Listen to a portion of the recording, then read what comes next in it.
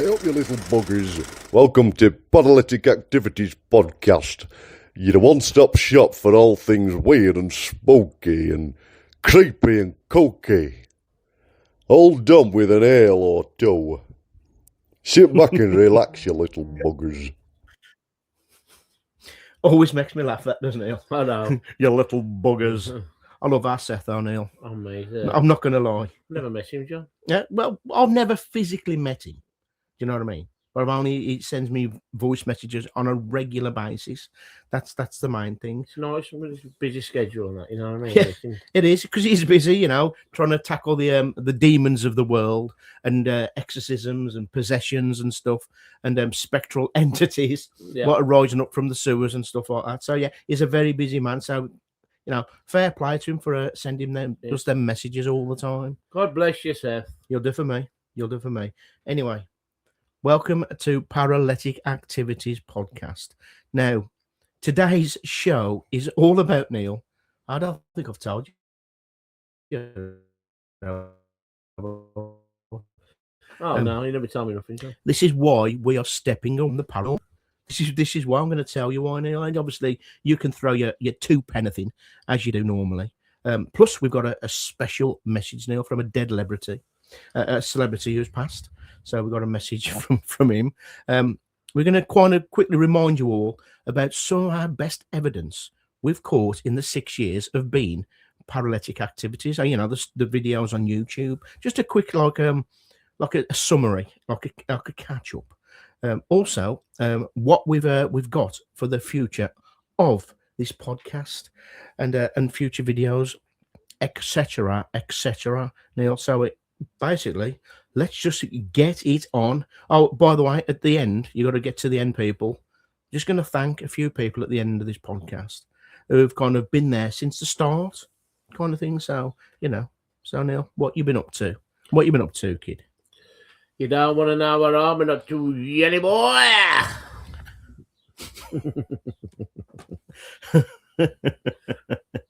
Well, I do. That's why I asked. Well, obviously, I've spent a lot of time in hospital. Yeah. Tell the listeners, Neil. Well, I know about it. It's these who don't. Well, I went to Turkey, Istanbul, a couple of weeks ago, to have a gastric sleeve because I've been on more dose than Rick Waller, you know, and so I thought to myself, I was having all these needles and all that, and it was working, but it was too dear basically. In the end, it was just, and then I stopped doing them last January, and I put all the weight back on, and it pissed me off. So I tried to get them at the doctors on the NHS. Now you are eligible. Piss off, doctor. Right. So I thought, fuck it. There I am. I'm going to book a gastric sleeve in Turkey by myself. I've never done nothing like this in my life, ever. Is the only person who goes on holiday to get a sleeve, but they'll bring in his sleeve of fags back? No. And so I was very, very, very nervous because I was going with Pegasus Airlines, right? There's Perseus now. You went on his horse. Yeah. The wings are flapping. God, as I was flying, like. But did you did you release the Kraken while you was on there? No, John, no. And obviously, I was by myself, and there was only 3 English people on there. You know what I mean? One of them was the Ballers. It was like Turkey, people from Turkey over here going back home, basically. So I was still a bit nervous about that. But when I got there, everything went like clockwork because the people I went with organised everything. You know, don't get me wrong, it cost quite a bit of money, but when I got there, I felt at ease because they got me a cab, took me straight to the hotel. Got up the next morning, 6 o'clock, went straight, picked me up to go straight to the hospital, gave me a full medical, and it was honestly, a bit of a grueler because it took that much blood from me. In Dracula, I had a field day, telling you. But like, yeah, so next thing I know, I'm being wheeled into a lift, and they pushed me into this lift. Right, I'm there with a blue hat on, no clothes on, start bollock bloody naked with an apron on, and I'm in this lift, and I can look up. There's a mirror on the ceiling, right? And I said, I'll never forget this as long as I live. I felt like fucking one of the trawler men who just caught a fucking whale, you know, and they're about to weigh him in. You know? Yeah. So they wheeled me in, and then I had the whale you're in. The whale me in, yeah. And They done the day and tell, well, they're going to knock me out. What was the fucking left hook? Yeah, they put the fucking gas on my face. Was a cheap op though, or you know what I mean? Couldn't afford the gas. Yeah. He put the gas on my face and I was gone, man. Gone. The next thing you know, I woke up, I stopped breathing on the operating table. Just had to pull my stomach out my fucking out my skin, you know what I mean? And like a magic trick. Yeah. Just coming out like the handkerchiefs ever had. Yeah. And then I stopped breathing, like, you know. And I felt myself stop breathing, but I couldn't open my eyes. I didn't know where I was. And then the thing, you know, they're slapping me around the face. And then all I can hear is, hey. And I'm like, and I happened to say to myself, up now, just relax, chill out. And I happened to open my eyes, and then I started breathing properly again. Absolutely cacked me ponners. I hope But after that, the aftercare was brilliant. I got that much blood took care of me. I had 2 catheters in my hand and one on my Talbot. On your head? No, on the other head. You know, anybody's ever had one of them, I'll tell you what, never again. Yeah. Hopefully never again. They just use an end of a balloon, don't they? John, it's ridiculous. The pain was horrendous. I had 2 drips, one in each hand. I couldn't move. And I was still in pain, obviously, from my stomach and everything.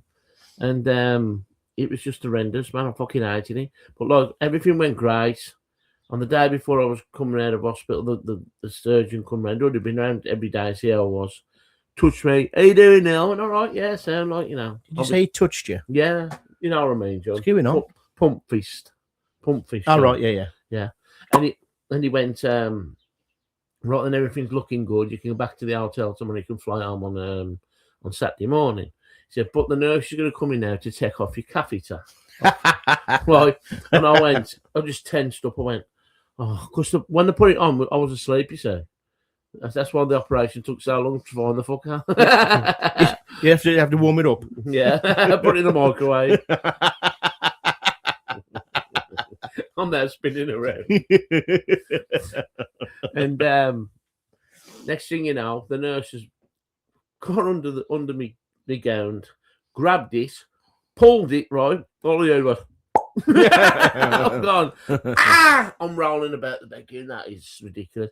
And honestly, it's only been the last few days that I ain't felt pain when I go for the slash, John.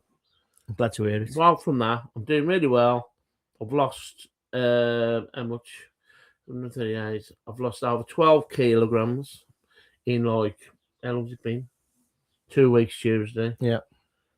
Well, I did lose some before that. I lost some over Christmas, actually, John, because I stopped drinking. So I had to shrink my liver, you see, so I stopped drinking over Christmas. But yeah, I've lost 12 kilo, and it's looking good, like, but I can't eat a lot. Yeah. It's like having a snooker ball go through an house pipe. That's what it feels like, the pain. Because I've only got the size of a banana now, my stomach. 80% of my stomach's been took away. Don't take the pith. You know what I mean? I'll give you a bunch of 5s in a minute, John. So I'm doing well, like, and I've still got another 7 stone to go. Happy days. Anyway, Neil, talking of bananas, I used to work with a chef, right? This is a true story. I used to work with a chef, and he was petrified of bananas. He had a phobia of bananas, Neil, and apparently it's a real thing. So the one day he was there chopping away, concentrating on his job, and I went up behind him, Neil, and I had a bunch of bananas, and I put them over my sleeve like I said, a bunch of bananas there, and I went up and I started tapping him on the shoulder. Hello, nearly freaked out. He nearly stabbed me. What with the banana? No, with the knife he was cutting the cucumbers up with. So, Neil, Christmas has been and gone. Yes. Been and gone. You know what I mean? You got a Lost Boys signed plaque, didn't you? You know. That was cool, Warry. Yeah, it's fantastic. I had this, Neil. So, I don't know if you can see it. Probably upside down. You see a Batman watch, Neil. And you know, when you press the button there, the bat signal goes up into the sky. Really? And Commissioner Gordon gives me a call. You don't really. No. I also had the one ring to rule them all. And I don't mean that kind of ring. Who was it? Katie Prices. The one ring from Lord of the Rings, Neil. I had that.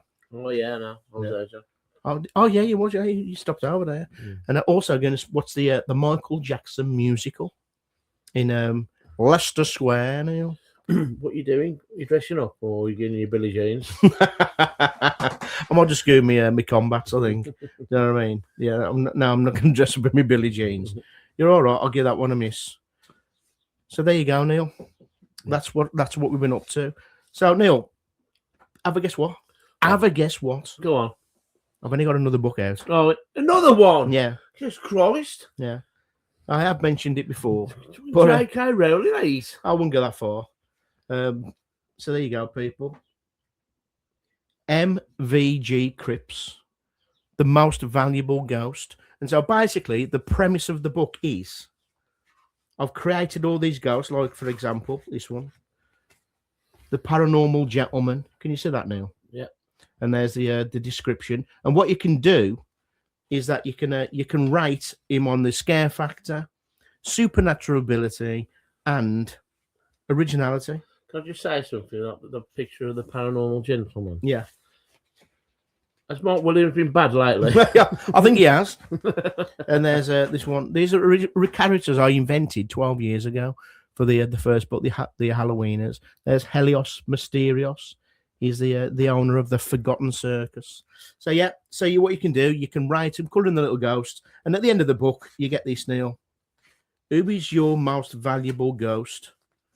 Basically, and then you put in which one it is, and job's a good one. Yeah. So Fantastic. So there you bloody go. It's on Amazon now for $5.99. I think it's a bargain, Neil. Mm. Or if you message me, I can get some cheaper copies because I'm good like that, and I can get them delivered to you. So there you go. They're going to be on Etsy soon with the other colouring books I've done. So have some bloody that. MVG Cripps, like we do on the show, Neil. Yeah, I know. That's where it's all come from. I know, John. MVG Cripps. So Don't need to explain yourself, Well, I John. do, Neil. You've been doing I this do. for a long while. I have to remind myself more than anything. Yeah. Not my brain's like I'll go on one thing to another, to another, to another. So, Yeah. Neil, the paranormal. We've been doing the paranormal as a team since 2019. December, I think it was December the 19th, wasn't it? Our first one at Lillishore Abbey. Yeah. So why are we stepping back? Why are we stepping? In your words, before I go in to what I've got down on paper, In my words. why are we stepping back? You reckon? Well, I'll tell you what. Before you open your mouth and say any words, if I just put down my little bullet points, then you can jump in with them, can't you? Oh, no. That makes kind of sense. So let me just hold up. Let me just do this. There you go. What is that? It was a dark mist. It was, yeah. It was a shadow person, Neil. Was it really? That's what it was. So, Yeah. I mean, John, Yeah. you want to step back from the paranormal? Well, exactly. Jesus Yeah. Christ. Yeah. So why are we stepping back? So I'm just going to break it down in little kind of sections. Because I've put a lot of thought in. I've even changed our Facebook page. The YouTube channel will be changed a little bit. We're going to keep it because all our videos are on there. So this is more than Neil. This is. He says to me, he goes, John, I can't be asked investigating anymore. He goes, the thought of me being in an empty room and calling out gives me shivers. Because I don't want to do it no more. So yeah, why don't you want to do all the calling out thing? I've never been a very good investigator anyway, John. Well, none of us have really, to be honest. I think what it is, a lot of people know about the paranormal, yeah? I don't. Simple as that. You know what I mean? I'm still learning, but I know just as much as the next man what it's going to be like in the afterlife. Yeah. Because them don't know either, John. No one knows. You know what I mean? So when people are saying, well, this, that, and you'll be doing all this wrong, how can you be doing anything wrong? You know what I mean? Yeah. You can't be doing nothing wrong because people don't know what it's like in the afterlife anyway. Do you remember when we went to Paracon and we mentioned to it was actually, I think it was Carl Hutchinson, wasn't it? Or was it it was Corinne's boyfriend at the time, that big bastard with the beard. Oh, well, remember yeah. him? Yeah. Can't remember his name. Sound black though, wasn't it? Yeah, sound. Oh. And I said that we're going to be paralytic activities. We're going to review a beer. We're going to do mainly haunted pubs and stuff like that. And he goes, "Oh, you're going to have to be careful. Careful with the, mixing drink and ghost hunting." I went, "Well, we're not getting pissed, mate. We're only going to review one beer. That's it, And people was like looking at us like we had a couple of frowns, didn't we? Oh, piss takers, they are taking it seriously and all this kind of stuff. Well, how can you take it seriously when basically you are quoting Mickey York? You're in a dark room on your own talking to the fucking wall. Yeah. At Right, 99% of the time. You know Do you know what I mean? Hopefully to get a fucking, I don't know, a whisper. A whisper, a tap, a bang, nothing like that. You're never going to catch anything on camera. I don't care what people say. You're never going to catch anything on camera unless we tried that. Unless it's I mean, like visually, I mean, unless it's pareidolia, mist, dust, whatever. No one really has actually caught anything credible, to my knowledge anyway, visually on camera. It's usually blurred, or people have to put a red circle around it so you know where you're looking. No, I've never done, but it ain't just the old calling out stuff. It's the preparation of it all, the travel, being away to the early hours of the morning, and basically for no reward, you have a good laugh, and that's kind of it. But you can have a good laugh down the pub, and not actually worry about one, being cold, two, getting a bad chest from all the mold, some of these old places, and plus being ripped off to high heaven for the prices people charge. But it's like you got to put a lot of effort in the charging of your equipment, the teching of your equipment, the travel down there, the travel back, the dark nights out cold, and you're like, is it really worth it? Is it really worth it? And to me, I don't think it is worth it, because to this day, people say, we've got this evidence, we've saw an apparition, this, that, but where's the proof? Yeah. Where's the proof? And I'm not being funny. When we do get a bit of proof, nobody bats a fucking eyelid anyway. Well, let's get in onto my other point. It's like all the people we know, if they get a bit of evidence, like something, a voice on a voice recorder or something caught through a spirit box. I'm not talking about all these spirit talks and all, because that's a whole lot of garbage as far as I'm concerned. But no one would believe you anyway. But again, people say that it's your own evidence. You can believe what you want. I know, but we still don't know what it is. So to this day, we still don't know whether we still are making it up in our heads and just talking to nothing. So really, is it worth it? To a lot of people, yes, and carry on if you want to. That's absolutely fantastic. You try and get some concrete evidence, because to be honest, I ain't got the time for that no more. Yeah. I think we've got concrete evidence in the past, John, and we're still uncertain about it, to be honest. And then when it can't be concrete, then can it? You know what I mean? You know what I mean? When we was there, yeah, and then we heard it on the video and so, we can't explain it, but nobody batters an eyelid anyway. Well, getting back to my next point, when we first started, Neil. Well, I started years and years before you did, but I'm just concentrating on from 2019. When we first started, there was still quite a few teams, especially in lockdown. Hundreds and hundreds and more teams joined. People were doing lives everywhere because they had nothing better to do. People was going to abandon us because obviously there's nobody out.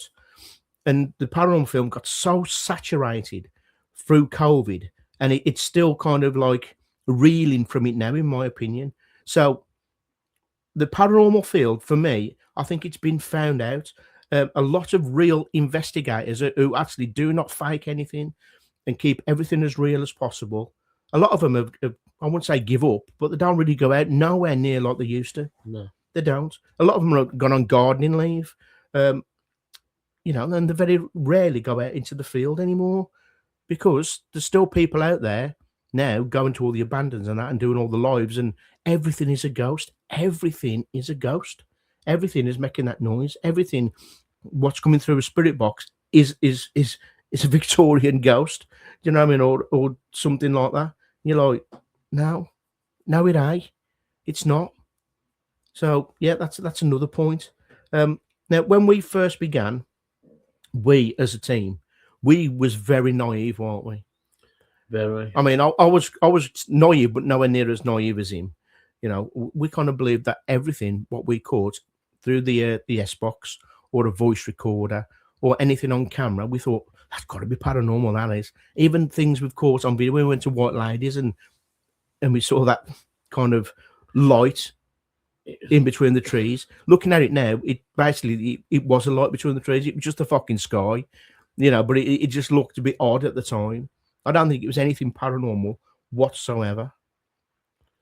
Do you know what I mean? Mm.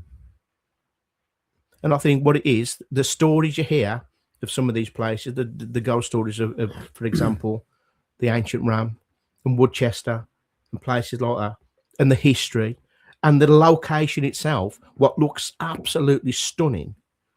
I think all that got to us a little bit. Yeah. And you do start to believe that there may be a presence with us. There might be something affecting that light up REM pod down there, or the sensors and stuff like that. But maybe, just maybe it's not. Maybe we're just like we're in this bubble now of the paranormal field that we are starting to believe the hysteria about the whole location you're in. Do you know what I mean? It's like you get to Woodchester, it's an old Gothic mansion. It's fucking freezing cold. It looks like something out of a horror film. So your first thing in your brain is there's got to be ghosts here, and then little bangs, little creaks. You think, fucking hell, that's freaking me out. That is, when it's probably just just the fucking floorboards creaking and stuff. All right. And so when you went to Woodchester Mansion, Yeah, you was on about the stairs. When you walked down the stairs, you see like somebody's following you. Yeah. So do you believe that was, there was somebody following you, basically? Now, I wouldn't say I believed something was following me, but because you're at the top of a Woodchester mansion coming down a spiral staircase, one, it's freezing cold. Two, you've got it stuck in your head that, this is haunted. So you do get the heebie-jeebies. Your brain starts making you feel scared. Yeah. Nothing touched me. I didn't hear anything, but you just sensed something maybe behind you. There might have been, I don't know, but nothing ever told me it was or showed me it was or made its presence known. I just had that feeling, like the heebie-jeebies at the back of your neck, that there's something there. All right, then. So, sticking with Woodchester Mansion, yeah. When you had that, which I thought was a pretty good evidence, I'll be honest with you, when you was with Russell and Wednesbury, and you had that voice saying, "Come walk through," that big archway. What do you make of that? Personally, I think that is too good to be true. That EVP, it was a DVP because it was caught on a camera. So what is it, John? I don't know now, because you can hear it say. I don't know. Like in a whisper. So I don't know. What was that? Trouble is, it was caught on somebody's camera who no one talks to anymore. So I can't even call him out that he doctored it. They sound like Alex Higgins, John. No, I don't say that it was him, but he could have doctored it on his laptop and made that voice go on there. I don't know. I'm not saying he did, because it does sound like it's in the room with us. I mean, I sent it to Beardo, and he said it sounds like it's in the room. It's not been put in there. It's not been overlaid or whatever the technical term is. So things like that, that could be a really golden nugget. But again, like I said to you, no one batted an eyelid. I've made videos on it. I've put it on TikTok. I've put it on YouTube. No one said a word saying that's fucking amazing. That's one of the best EVP, DVP I've ever heard. No one said a fucking word, because no one's going to believe you. It's simple as that.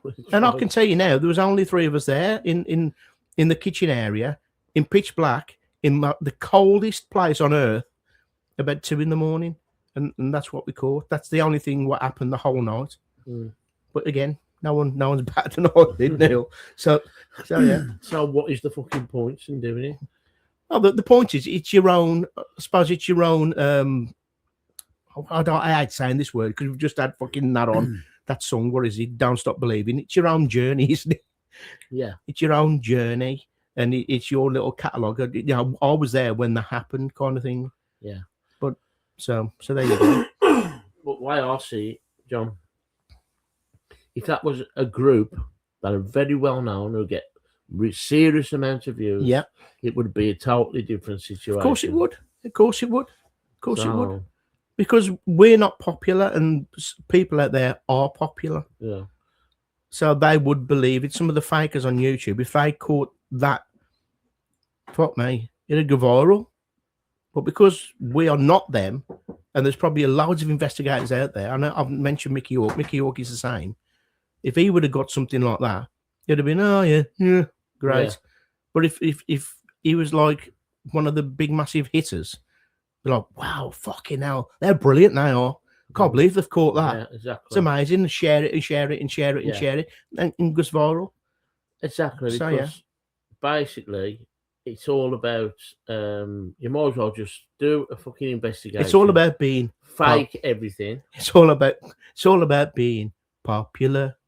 You gotta be popular, kind of thing. It is, Neil. It's like in all kinds of fields, especially on social media. You could be a really good comedian and be better than a certain person who's a lot popular than you. Yeah. You could get like 4 or 5 likes and a share. They'd get 400, 500,000 likes and a share. And they're now funny. It's just that people, I don't know, lick arse, really. Yeah. They do, the lick arse. So they jump on the bandwagon kind of thing. So what's if advice to people who are starting new teams, yeah, and they want to get popular, yeah, just go out there, make videos, fake all the shit, yeah, and then you will get people, probably thousands of people watching it who know fuck all about the paranormal, and they're going, God, did you see that? And it gets more and more and more and more and more, because people like us sat down to fake nothing.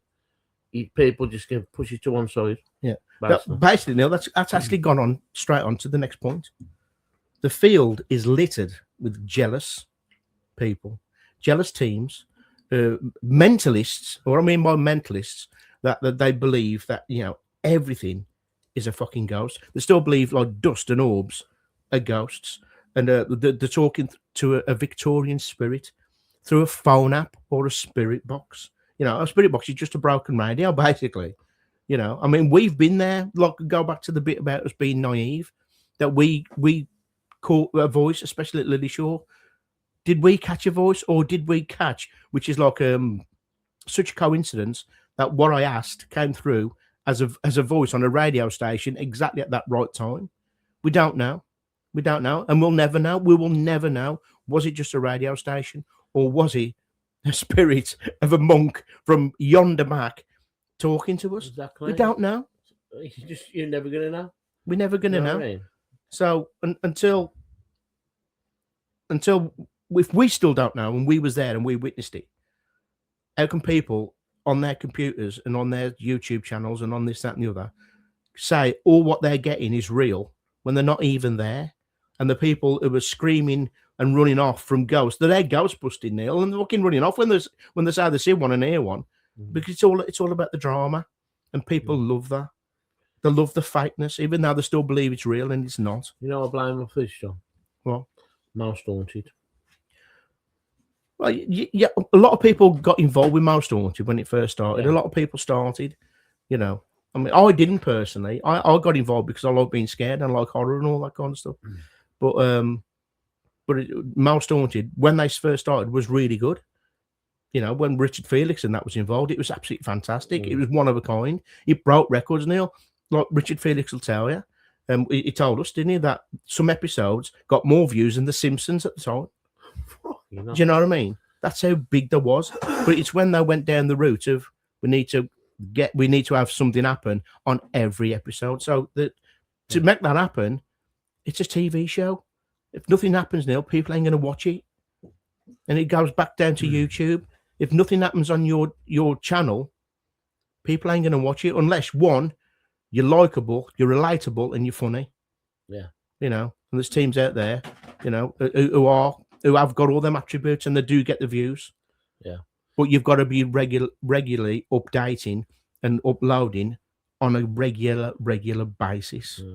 So if somebody come and approached you, yeah, like a television producer, yeah, and said to you, look, John, we want you to get this team together, do what we're going to do, put it on television, reality TV or whatever, yeah, we're going to pay you a decent amount of money, but I want you to fake everything, because obviously nothing's going to happen, but I want you to fake it the best you can. Would you do it?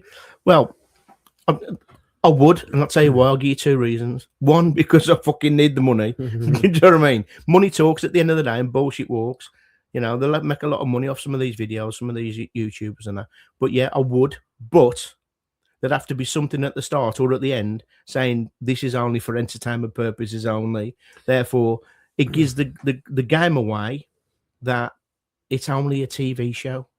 That's what it is. You're basically acting. That's what you are. It's pantomime, nearly. It's like I've always said. A lot of these ghost hunting companies, and especially the shows, it's like LARPing. You know what LARPing is, don't you?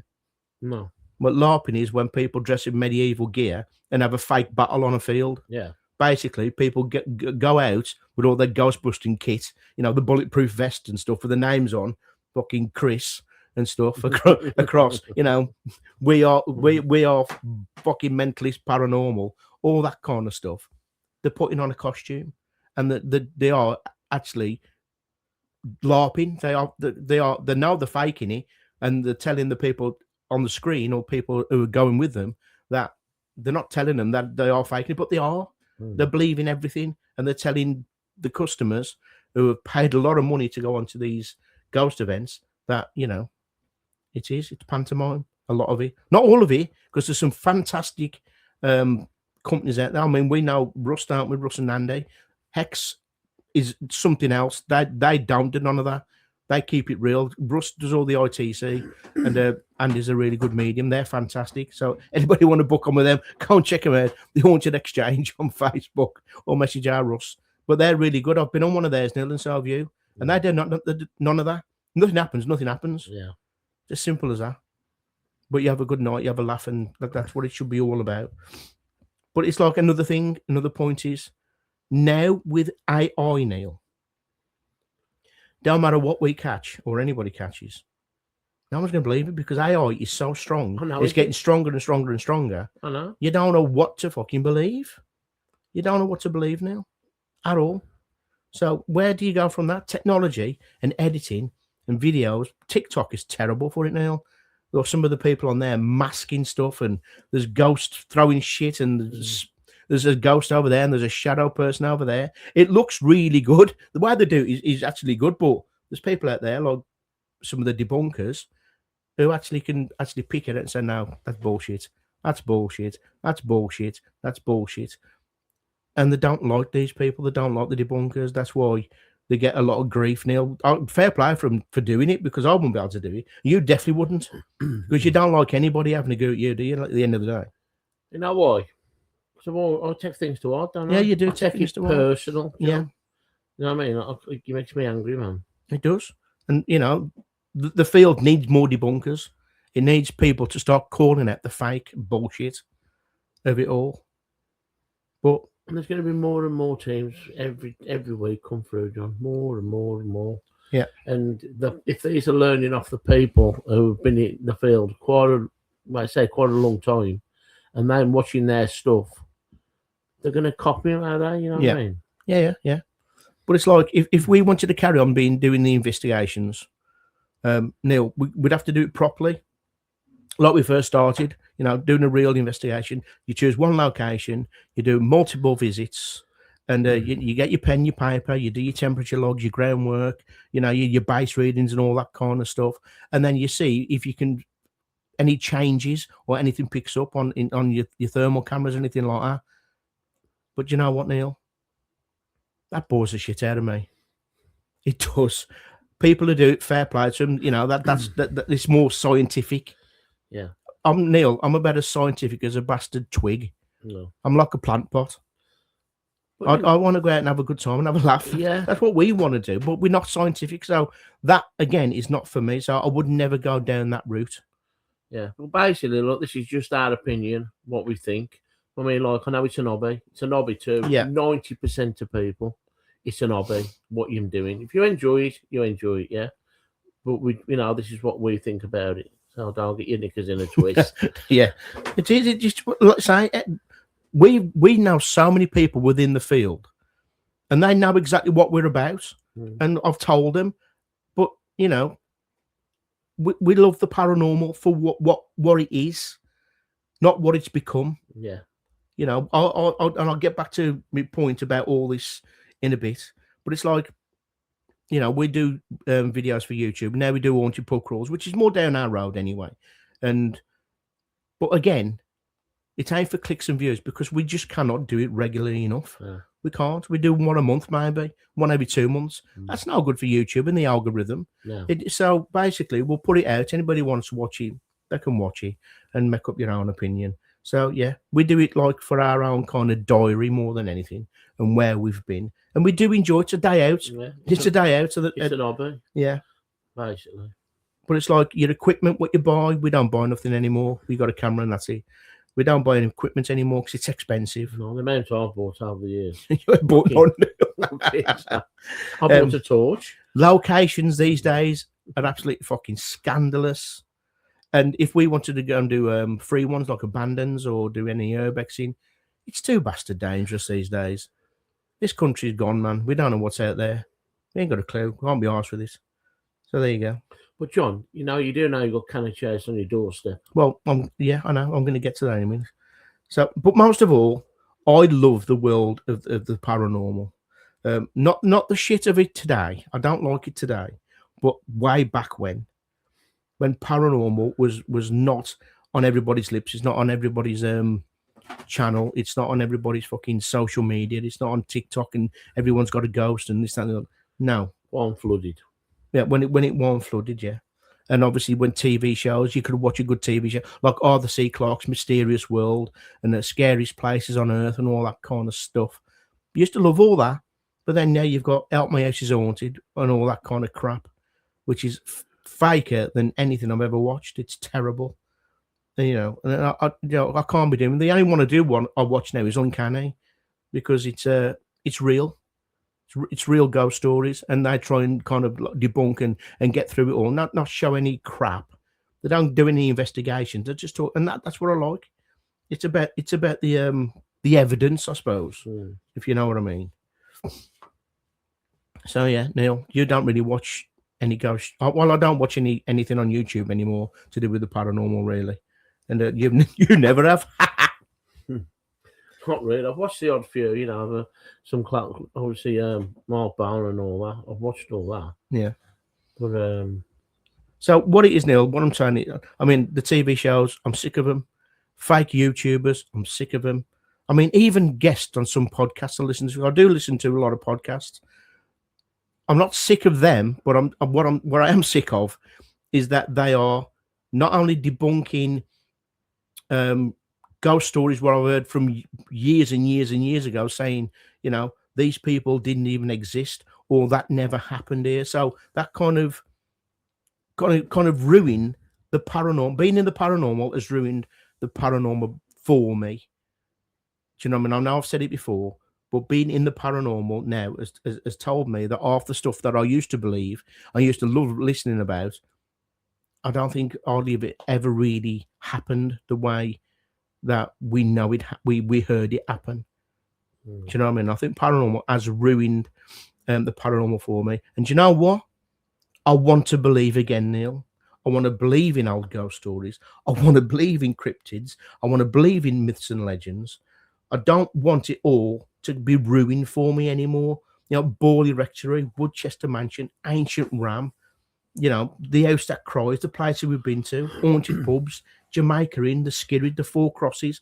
I want to just forget all what I've learned over the last since 2019 and go back to actually enjoying the stories. Do you know what I mean? If they're true or not, I don't care. I want to be scared again, because going in the paranormal now, it ain't scary, is it, Neil? No. It is not scary. And we're supposed to be talking to people that have died and people from the past. Surely that is all about being scared, you know. Yeah. And I think being in the paranormal field has destroyed all that. It's destroyed all that. People go out and I wouldn't say they take the piss, but, you know, they think they're getting a ghost and they're laughing and giggling about it.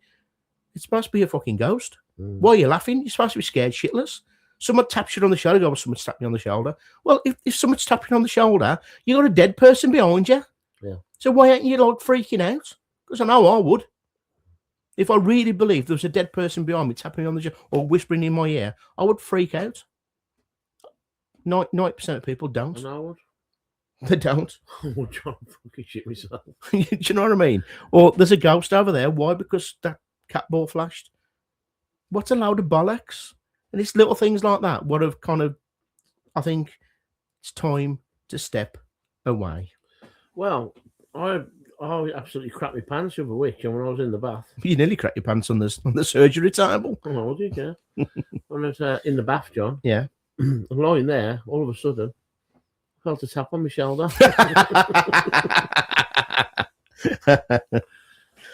So Neil, some of the I just want to quickly go through some of the evidence I think that we got quickly. But do we think it's real? We can't be 100% at all.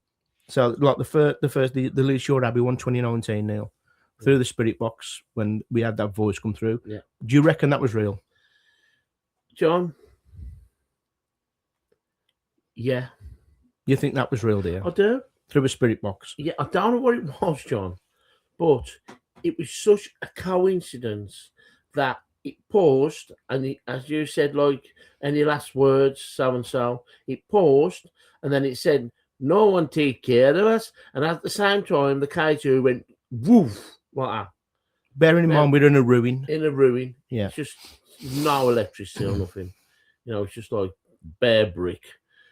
And I'd say about 80% of that, I reckon, could have been something. Could have been. Well, can you explain it? No, unless it's just a massive coincidence. Again, you can check it out on YouTube if you want. It's on there. Lily Shore Abbey 2019. Yeah. The Widow's Pub in 2021. Now, when I went to the chalkboards, I know I've mentioned this before, but did I see a manifestation of a spirit behind me when I saw something what looked like rippled water? Only for a split second. Was it my mind? Was it my eyes? Was it the paint I was using getting me a bit high? I don't know. Don't know. Still don't know. Only you can answer that one. Again, I don't know. I would cross it off as a fucking a question mark, basically. The only time you're going to ever get evidence like that, say if you was with somebody and they seen the same thing. It's an head scratcher. That's what it is. You know what I mean? It's an head scratcher. I don't know. It wasn't there long enough. It didn't move or anything. Maybe it was just me turning around quickly. I don't know. The knocks on command at Woodchester Mansion, you and Luke. That was weird. That was very weird. But then again, couldn't he just put down to water dripping? John, water dripping is... Here he goes again. He's bobbing for apples, people. Like that. This was like... You know what I mean? It's like... But then again, I don't fucking know. Yeah. Again, I don't know, but it was just coincidence. I do not know. I think it's because it was on command. So again, I would put that down as 80% maybe paranormal. Yeah. It might be again another head scratcher. I don't know.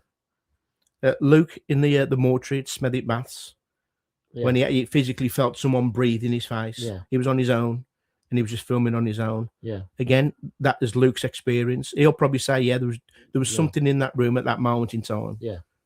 But again, you can hear something, maybe like a breath, but you don't see anything or anything. So again, we're not saying it's 100% paranormal. We can't. We got no evidence really as such. We got Luke's word for it, and we got that little noise, which again on these cameras are so sensitive. It could have been anything like just a shuffle of the chair, and we don't know. Yeah, it's from me, but it's only Luke can answer that one. Yeah. Plus, I've got one question. Yeah. Why would a dead person be breathing? Good point. No, really. Yeah, but then again, why would a dead person, a spirit, what you're supposed to go through walls and that, have the energy to throw things around? Exactly. You just don't know. Nobody knows. No, that's what I'm trying to say. But you go on about poltergeists and that when you see all these videos that a teddy bear has toppled off the side, or a picture frame has fell off the wall. Surely that's just gravity and science, isn't it? It's got to be, because if there's a thing as a poltergeist, what can fucking pick up a table and launch it? Why the pissing out? Would he just knock something over or move a glass that much? Yeah. It'd float it up in the air and smash it up the wall. Now, if I saw that on camera, fair play. But I don't think I ever have. I don't think I have anyway. I don't know. The Haunted Museum at Stoke, when we had that girl's woman's voice whispering through a phone camera when there was only me and Luke there at that time. I mean, I've sent it to a lot of people who have got better equipment than I have, and they still can't. They kind of worked it out that it says they can't see us, but we still can't work it out. Again, I don't know. Head scratcher. I have no idea. For all we know, it could have been the lady who was 3 floors down, who was in the office talking, and we just kind of picked it up at that moment. I don't know. Exactly. I don't know. Grace Dew Priory with the necrophonic when it says my name. Well, When I say should we be, and it says no, John. Was that just a coincidence? Is that like audio pareidolia? I don't know. But like I say, people, you can go on YouTube and you can check all these out. They're all on there on our channel, Paralytic Activities. That's another one, Joe. I can't work it out because do these apps pick up your names as you're talking? Probably. A bit like when you're on you're on Facebook, you talk about something, and then all of a sudden there'll be an advertisement of something that you were talking about. Yeah. You know what I mean? So basically, it could have listened to me say my name a couple of times after being used. Not on that night, because that was the first time we used it, but we've used it previous to that. And it saved my name or Luke's name or Neil's name, because it can listen to our names. And as I've said the question, should we be here? It's kind of come back with a response saying, no, John. It could have said, no, Luke, or no, Neil. Yeah. You know what I mean? We don't know. Yeah. But whether it was real or not, we fucking packed up and fucked off. Do you know what I mean? So yeah. The 4 crosses, Neil, the door latch, could have been just gravity for all I know. And when Luke and Nigel heard the footsteps and saw something kind of move like a brick, like again, we don't know. That could have been caught. It wasn't caught on camera. You can probably hear the footsteps maybe, but it's an old building and Luke and Nigel's there. You only got to move your foot and you can hear the creak. So yeah, again, that's their experience, and you can never take it away from them. But I don't think Luke could tell you that was 100% paranormal. But it was, like, again, another head scratcher. So yeah, we've had a good time, haven't we? Over the last couple of years, we've had a laugh. But yeah, are we not dipping our toes in again, Neil? I would never say never, John. Never say never. Yeah, you know. I think the only thing what would drag me back out is a location, one I've never been to. And it's a fucking banger. It's a fucking an amazing, scary ass place. Yeah. What would probably drag me out again. But I'd like to say all I take is a camera. Yeah. I don't care about things lighting up. I want to catch something on camera, not just a beep and a light up little toy. I'm not having it. I'm not having it, Neil. Yeah. So there you go, people. There you go. We've enjoyed ourselves going out, but I think we will. Well, the future for us is basically we're going to continue to visit old historic pubs and find out the dark history attached to it. If it's haunted, even better. And we'll just go out, have a good day, show you the pub, and just tell you about the history. We'll like that day out, take it. Yeah, I love the days out, John. Yeah, I really enjoy it. Now, as for this podcast, we are moving strongly towards movies, TV shows, entertainment, mainly all wrapped around horror and maybe a little bit of the paranormal itself. You know what I mean? But, you know, we've always loved our movies, haven't we? This is kind of where it all started, is the horror films and a bit of fantasy and sci-fi and all that kind of stuff. We're just going to have a blast doing it. We're going to have the same feel for the podcast. We're going to have the same guests come on. We're still going to do the Cryptid Factor, the Flip the Screen, MVG Crips, Paranormal Isle, the Tales from the Bar Side, and even our good friend Seth Constantine is still going to be involved because he likes a good horror film himself. He's told me, and he wants to jump in on the bandwagon and do a little review. He might even come on screen. You never know. Yeah, and that'd be good. And obviously, another person is our good friend One Stroke, Jack Painter. He's a total nerd when it comes to movies, and when we do anything on Marvel or anything like DC. Or any even Stranger Things and stuff like that, he wants to come on and put his 2 pence in. So yeah, I think it's a good way for us to go. I think, I really do. I do. You know, we've done everything now. There's only so much paranormal we can talk about. John. Well, this is it. We've been doing it. Well, we've been doing a podcast since fucking 2018 now. You know, 2018. There's only so much you can talk about. We've gone through everything, and it comes to a stage where we're kind of repeating ourselves on a regular basis. So we do want to go. Well, like I say, I've been talking about movies for years. I started Flip the Screen in fucking 2010, Neil. I did 2010 when I was in Leicester on Facebook. So yeah, I think we're going to go that way more strongly towards if anything happens paranormal wise, we'll let you know, and this, that, and the other. But mainly, that's the kind of route we're going to take, and we're having a fucking laugh doing it now. It's going to be more fun, mate. I'm telling you. Yeah, it's going to be more fun. I might even start cracking some more jokes. Hey, have some of that. Yeah, no holds barred. That's what it's going to be. No holds barred. That is me. You know what I mean? Before we finish, Neil. Before we finish, like I say, I've mentioned my the MVG Crips.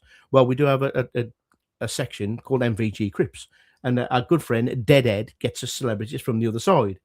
Yeah. So Neil, he's been in touch. Oh, seriously? Yeah, he's been in touch, and he's only got one of our old guests who's been on before from the other side, from the what is it now? The ghost world, you can call it. The ghost world from the beyond the veil. Yeah. He's only got us a message. You know, I think it's more aimed at you more than me. This one. But Deadhead has only got a message from the legend, rest in peace, pal, David Bowie. Again? David Bowie, he wants to come and say something, Neil. He wants to come and say something, especially to you. Oh. Cheers, Deadhead. You'll do for me. I can say that. Take it away, David. Evening, boys. It's me, David Bowie. A little laughing gnome. I'm the laughing gnome and you can't catch me. Has told me that you're stepping away from the paranormal. I don't blame you. Let's dance. Put on your red shoes and dance with some booze. Can you keep up your podcast as me and Janis Joplin love to watch while we sip our tea and dunk our biscuits and listen to your mystery? Orange, how was your operation? Was there pressure pushing down on you, pushing down on me? Hope it all goes well, 'cause you're a star man waiting in the bar. Lads, whatever you do in the future, will you be heroes for more than just one day? Speak soon when Deadhead can come and visit my crypt. That's all from me, David Bowie. Oh dear. So there you go, Neil. David Bowie, he's back. Unbelievable. Deadhead is back. It's unbelievable, John. So there you go, people. We're still going to have all the same laughs and jokes and this, that, and the other. But we're not going to go into the world of ghost hunting and all that anymore, because we don't really do it anymore. So there's no fucking point, is there? Do you know what I mean? So on that bombshell right there, people, I hope you've enjoyed everything we've done for the last couple of years. And I just want to thank a few people, Neil. Anybody I miss here, can you let me know? Because my memory's shit. Yeah. I just want to say thank you to Hayley Summergill, Raiders of the Lost Loam, Martin Lever, the Mothman, Monkey Magic, Mr. Monkey Magic, you will do for us, Misbehaving, Kiz, Conjure Quest, Dead Cold, all of our booze buddies, which we all know who they are, Neil Packer, Mickey York, Paul Walton, Dutch Courage, Alice Horn, Simon Eyes. Anybody I've missed, Neil? I've probably missed loads, to be honest. Well, yeah, I've said Dead Cold. Oh, yeah. Don't know. Thanks, Neil. Thanks for your thanks for your input. Look at David Bowie, me bastard hero. David Bowie. Yeah. I can do a good David Bowie impression. Yeah. David Bowie, welcome to my crypt. Well, I wouldn't say it's a good impression. Not as good as David himself from the other side. I've got a fact about him, actually. Oh, yeah. Yeah. You know, when he was cremated, yeah? Yeah. They threw a fucking load of wood in with him, like, you know. Go on. So, yeah, it was ashes. He was turned into Ziggy Sawdust. Ashes to ashes, David. Ashes to ashes. Dust to dust. Anyway, yeah, so anybody I've missed, I just want to say thank you to everybody who's listened to our paranormal-related content for the last 2, 3, 4, 5, 6, 7, 8 years. Yeah, I've missed out. What's his name? Oh, God, I can't think of his really name. Do the T-shirts for us. Oh, Alan Warman, Warman, legend. Lovely one. Legend. Yes. Yeah. We've had lots of stuff out with lots of there's something on your wall here where his lovely wife and Alan Warman, crocheted. Such a great bloke. Glenn, what's his name, John? I'm terrible with fucking names. You're terrible with a lot of things, Neil, to be honest. It don't matter. We just want to say thank you to every single one of you. And Neil, because we need a new catchphrase, really. We need a new catchphrase. So we're going to end the show for the last time. Now, if you are out investigating this weekend and you don't get any spirits, just do what we do. Drink them instead.